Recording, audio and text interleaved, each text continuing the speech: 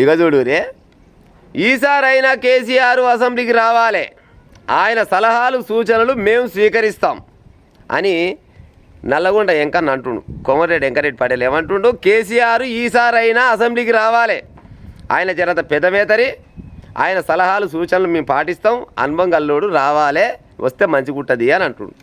వస్తాడులా గోసూసిపోయి ఒకటి ఏడ్చుంటేనట, గోరింటాకు పోయిందని ఇంకోటి ఏడ్చిండట.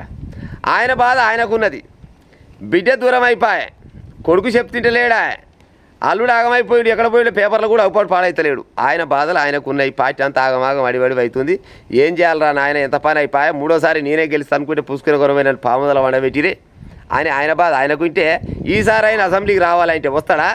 ఆయన కాపదొస్తానో, వాళ్ళ కొడుకు కాపదొస్తానో, లేకపోతే బిడ్డ కాపదొస్తానో, అల్లుని కాపదొస్తానో వస్తాడు. వచ్చి తెలంగాణకు ఆపదొచ్చిందని బయటకు వచ్చినా అని చెప్తాడు. అంతేగాని మీరు పిలిచినప్పుడు వస్తాడా? ఈ వెంకరెడ్డి పిలిచి వస్తాడా, రాజగోపాల్ రెడ్డి పిలిచి వస్తాడా, రేవంత్ రెడ్డి పిలిచి వస్తాడా? ఎవరు పిలిచినా రాడు. ఒకవేళ గట్టినే వస్తప్పుడు పోతాప్పుడు అసెంబ్లీకి వచ్చిపోతాడు, సంతకాలు పెడతారు చూసినారు ఎమ్మెల్యేలు అంతా.